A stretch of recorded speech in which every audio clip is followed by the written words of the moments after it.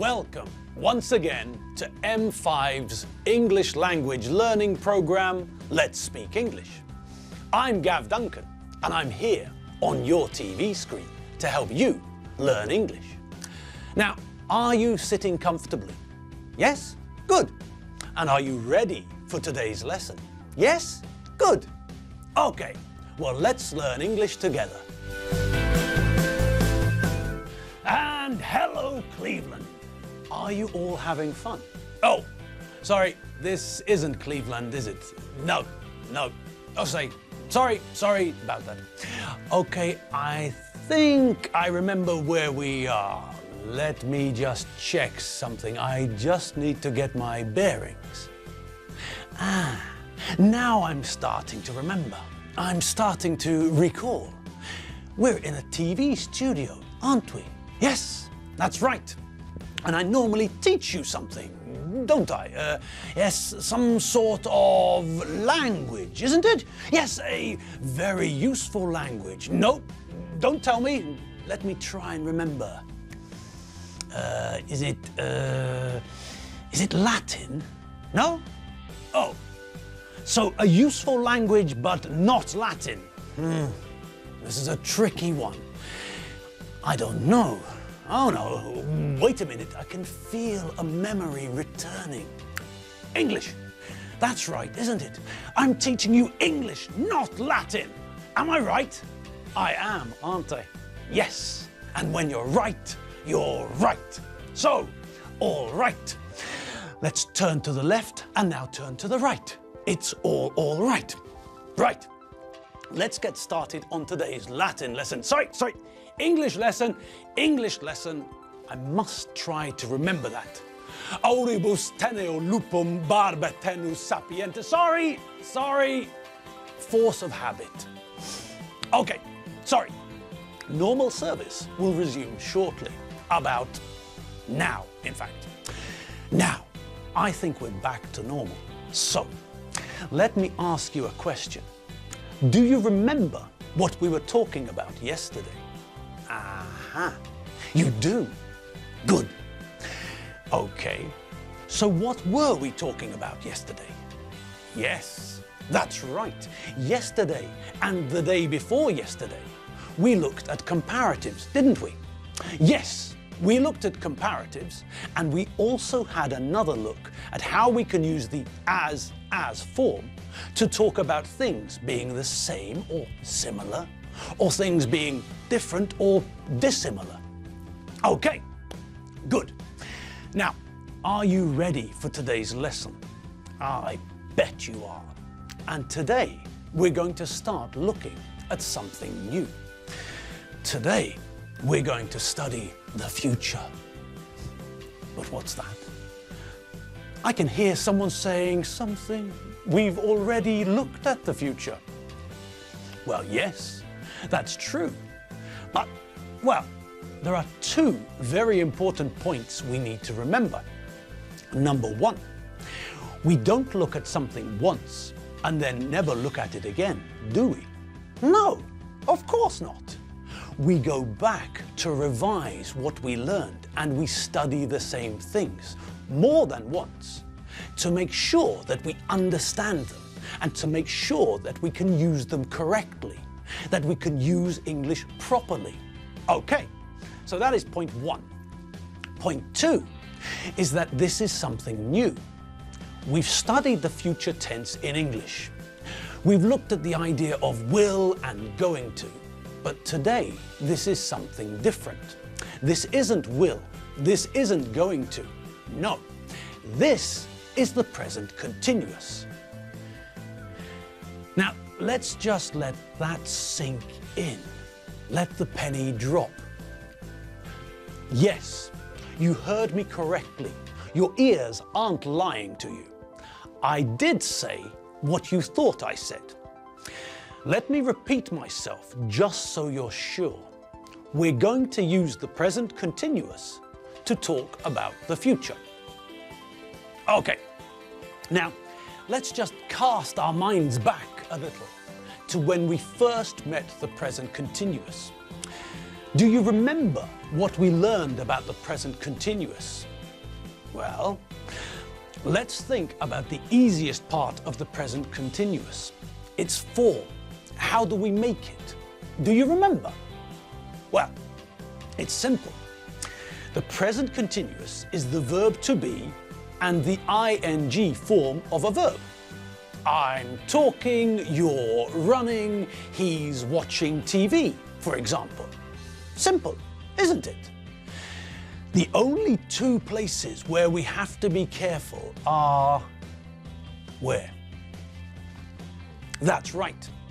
The first place we have to be careful is with the verb to be. The first person singular and the third person singular forms of the verb to be are different. All the other forms are the same. Are, you are, we are, you are, and they are. But the first person singular is I am, and the third person singular is he, she, it is. Okay, we know that we normally use the short version. So, I'm, you're, he's, she's, it's, we're, you're, and they're. Good. Now, what about the other area where we have to be careful? Correct, a chicken pot noodle with soya sauce. We have to be a little bit careful with the spelling of the ing form. Now, we know about English spelling changes for nouns in the plural. And we know about changing the spelling for the third person singular in the present simple. And this week, we learned we have to be careful if the verb ends in E. If the verb ends in an E, like, for example, make, or drive, or bake, then we remove the E before we add ing.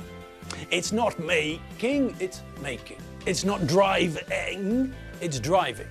And it's not baking, it's baking. Okay, so we know the first area where we have to be careful. If the verb ends in E, we remove the E before adding ing. Good. Now, are there any other places we have to be careful? Yes, there's another rule we need to remember. If the verb ends in ie, then we replace the ie with ying. The baby's not lying on the bed, it's lying on the bed. The tree is not dying, it's dying.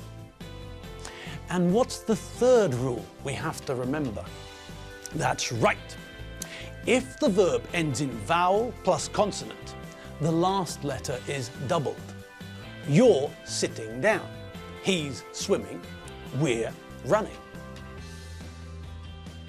Okay. So that's the positive form of the present continuous. Great. Now, what do we need to look at next? Correct, the bing bong batwanga. We need to think about the negative form. And what's the word we're going to see? Yes, that's right. The word we always see when we make a negative is not. Okay, so where do we put not? Well, you probably recall that we do the same thing that we do with have got. When we want to make a negative sentence using have got, we put not in the middle. Have got becomes have not got, or haven't got, because we all prefer the short version, don't we? Okay, well, like have got, we do a similar thing when we want to make the present continuous negative. We put not in the middle, between the verb to be and the ing form of the verb. I'm water skiing becomes I'm not water skiing. I'm dancing like a drunk gibbon becomes I'm not dancing like a drunk gibbon. Mabel had a table somewhere, I seem to recall. Mabel, Mabel, intelligent frog, look for the table, it's under that log. Please, thank you.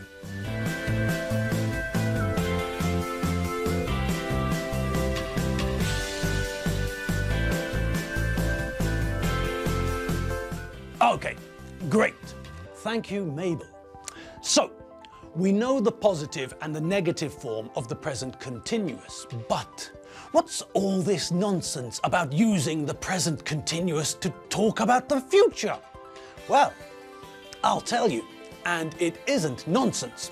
No, Aquila non captat muscas, as Julius Caesar used to say. Probably. Okay, so until now, we saw that we use the present continuous for something which is happening now. I'm talking, you're watching telly. Chobber is recording the sounds I'm making. Petty is recording my moving image. Muddy is... well, I'm not sure, but it's very important.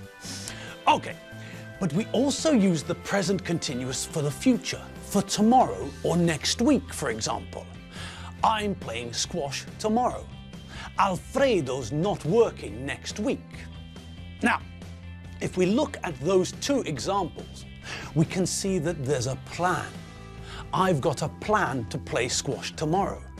Alfredo's arranged to have next week off.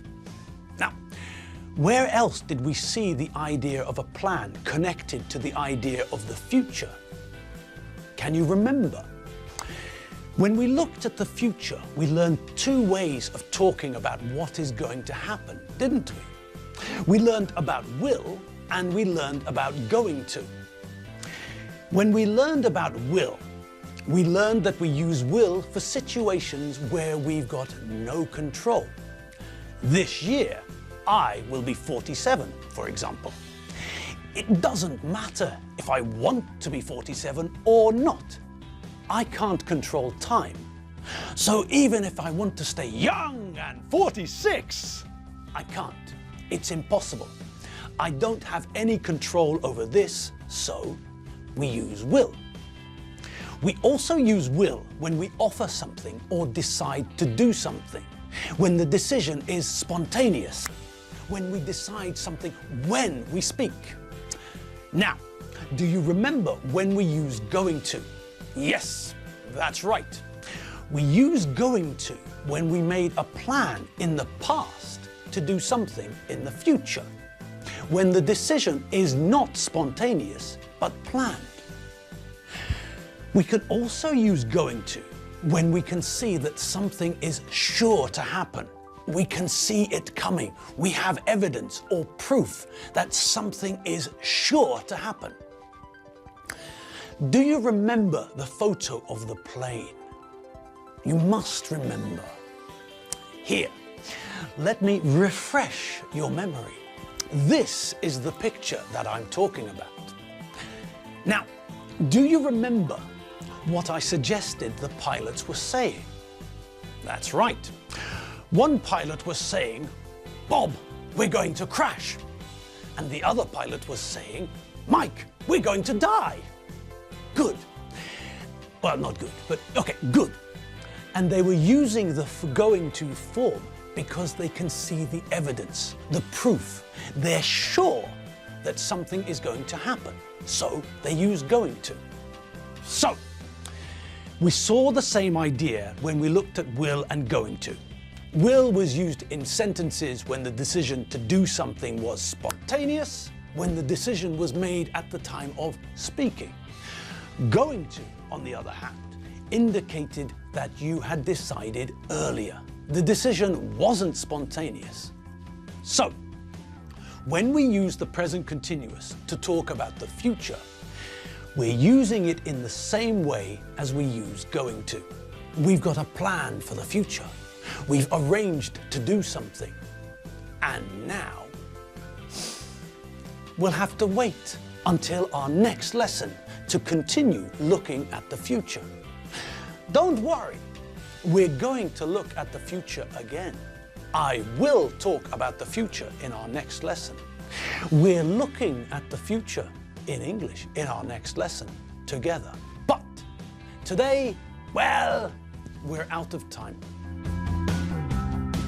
Well, that's all we have time for.